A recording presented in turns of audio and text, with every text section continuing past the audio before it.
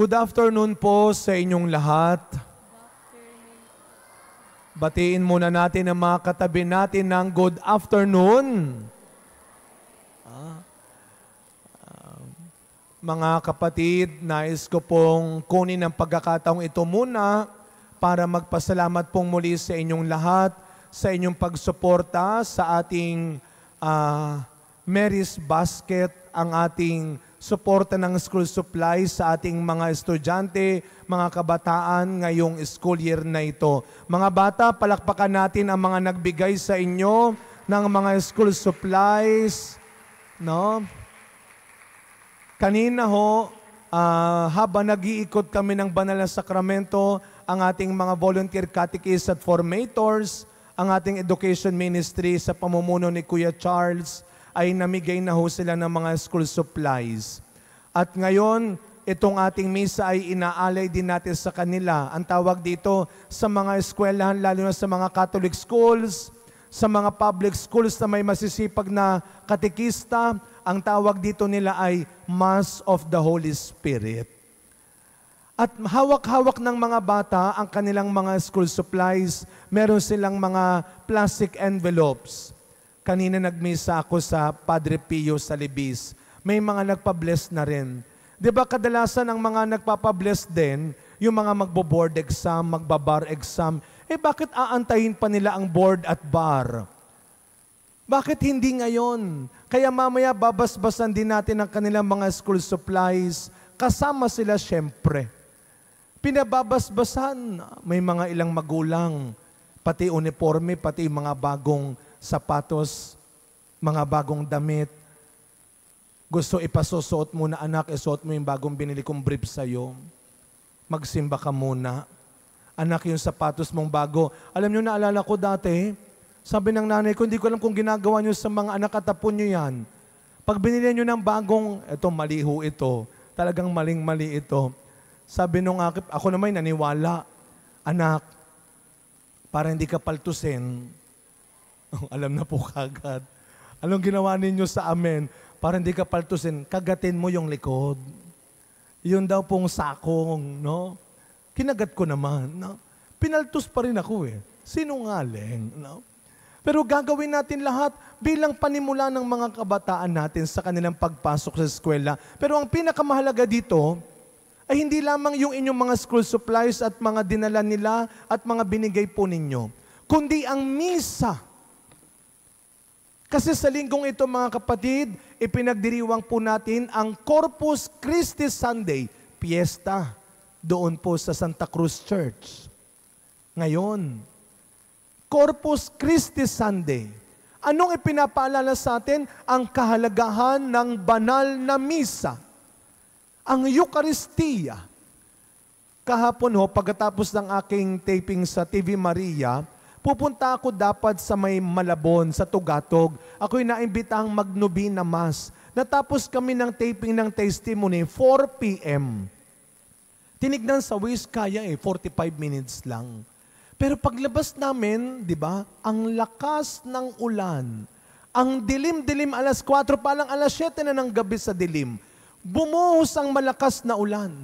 Nasa puresa pa lang kami hanggang tuhod ang baha. Ang pupuntahan namin, Malabon. Kamusta naman? Ang ending, nakarating po ako doon 6:15. Buti nilang may isang paring bisita, siya na ang nagmisa.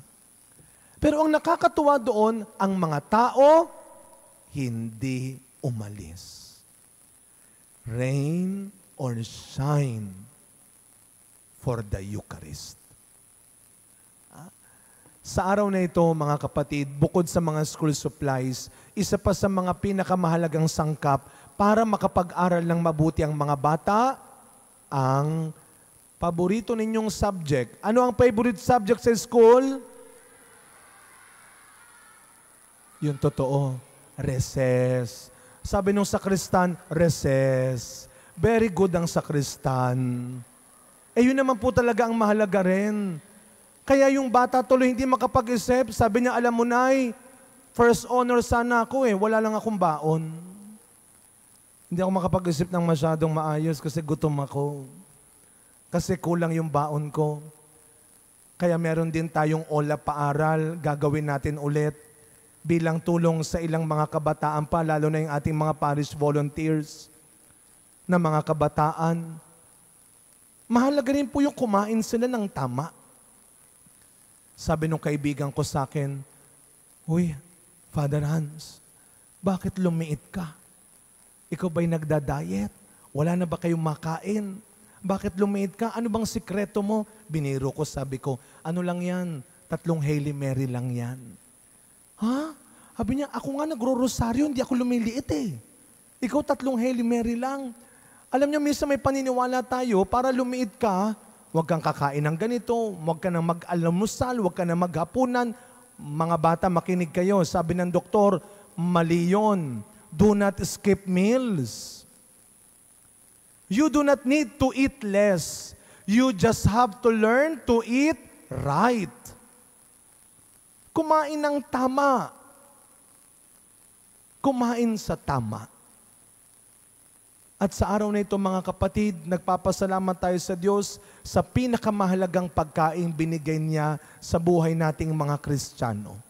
Sa pinakamahalagang piging na iniwan ni Kristo sa ating mga Kristiyano, at yan ay ang piging ng Panginoon, ang banal na misa, ang Eucharistia. That the Holy Eucharist, that the Holy Mass is the most important meal for us Christians. Bago umalis si Kristo sa mundo, iniwan niya ang pinakamagandang alaala, ang pinakamagandang souvenir sa ating mga Kristiyano, ang banal na misa. Nang inalay ni Kristo ang kanyang katawan at dugo. Anong sabi ni Kristo sa kanyang mga alagad at sa atin? Wala nang hihigit pang pag-ibig kung hindi ang mag-alay ng kanyang sarili sa kanyang kaibigan. And the Eucharist is the greatest act of love of Christ. Tuwing ipinagdiriwang natin ang misa, tuwing nagsisimba kayo, ginugunitan natin, inaalala natin ang sakripisyong ginawa ni Kristo para sa atin. Kaya makapangyarihan ang bawat misa. Mga kapatid, huwag niyong pagdadamutan ng oras ang Diyos para magsimba. Huwag niyong pagdadamutan at panghihinayangan ang oras na binibigay ninyo para magsimba. Yun nga ang inaalay, tinuturo natin sa mga bata. Salamat sa ating mga volunteer catechists, sa ating mga formators, sa masisipag nating mga nagtuturo sa kanila. Pero sana huwag niyong iasa lang sa kanila. Mga magulang, mga lolo at lola, mga tiyo at tiya, mga kuya at ate ng mga batang ito. Samahan ninyo sila kung natatakot kayong magbubulakbol sila. Kung natatakot kayong magsisinungaling lang sila. Magsimba. The power of the Eucharist. Alam mo ninyo, nung tayo dito sa parokya, meron tayong every first Saturday Mass for the sick. Baka hindi nyo alam, tuwing first Saturday, meron tayong Mass for the sick. Ginawa ko ito dati rin sa aking parokya. May nakita akong kaibigan, sabi ko, di ba may sakit ang nanay mo? Isama mo sa first Saturday, may Mass for the sick. Sabi sa akin niya, ay, hindi naman pala healing Mass. Sabi ko, Mass for the sick. Kaya nga hindi healing Mass. Sabi ko, ano ka ba? Mass for the sick na yon. Tapos sabi niya sa akin, sino magmimisa? Sabi ko, ako.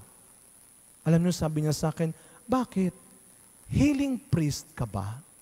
Sabi ko, wow. Sabihin ko sana, Lord, bigyan mo nga ng sakit ito nang maniwala ito.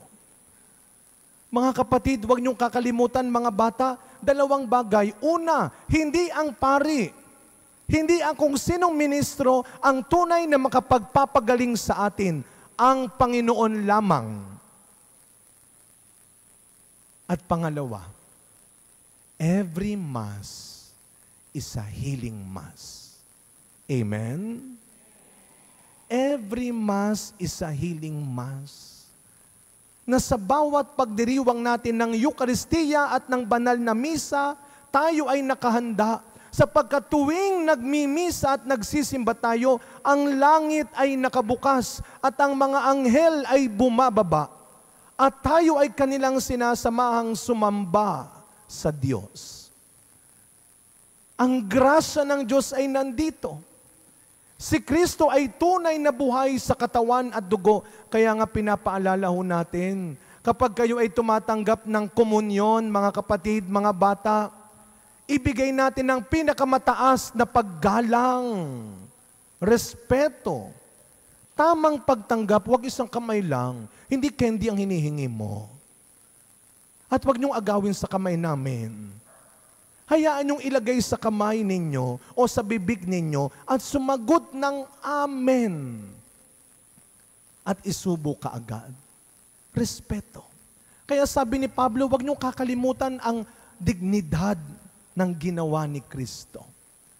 At huwag niyong kakalimutan, mga kapatid, hindi lang ito celebration. Hindi lang ito meal, kainan. Ang bawat Eucharistia ay isang misyon. Kaya nga bago umuwi, pagkatapos ng misa, anong sinasabi? Ita missa est, tapos na ang misa, humayo kayo, dalhin ninyo ang inyong misyon. At ano ang misyon natin? Sa Ebanghelyo, hindi lang ito tungkol sa ginawang himalang pagpaparami ng tinapay at isda. Hindi lang yung katawan ng pinalakas at pinagaling, kundi ang isipan at kalooban. Anong sabi ng mga alagad, mga bata? Nung sabi niya, Panginoon, pauwiin mo na yung mga tao, wala na silang pagkain. Anong sabi ng Panginoon? Kayo ang magbibigay ng pagkain. Kaya nga ang paalala, huwag madamot. Sa school, kung meron kayong dapat ipagdamot, yung sagot lang sa exam. Huwag niyo bibigay yun sa iba. Lalo na kung mali. Kawawa naman. Huwag kayong madamot. Kapag kayo ay merong anumang bagay at yung inyong kaklase, kaibigan, kasama, ay wala, huwag kayong madamot. Alam niyo mga kapatid, yun ang pinakamasaklap na sasapitin ng inyong anak. Pagdasal ninyong lumaki silang hindi madamot. Kaya nga sa Eucharistia, anong tinuturo sa atin ito? Huwag kanya-kanya. Yung simpleng aral, kaya nga matuto kang magpauna sa pila, huwag kang makipagtulakan, magpaupo ka sa mas matanda, sa babae, sa mahina, magbigayan. Kung saan may pagbibigayan, may pagtutulungan, may malasakit, nandoon ang buhay na Eucharistia. Where there is charity, where there is sharing, where there is compassion, there is the living Eucharist. Kaya sa pagkapatuloy na misa natin, mga kapatid, tayo nagpapasalamat sa Diyos sa pinakamahalagang piging at alaala, ang kanyang katawan at dugo. At sana araw-araw, tuwing lalabas tayo ng simbahan, pagkatapos ng bawat misa, huwag natin ipagdadamot ang isang buhay na pagdiriwang ng misa sa ating pagmamalasakit sa isa't isa. Amen. Tumayo tayong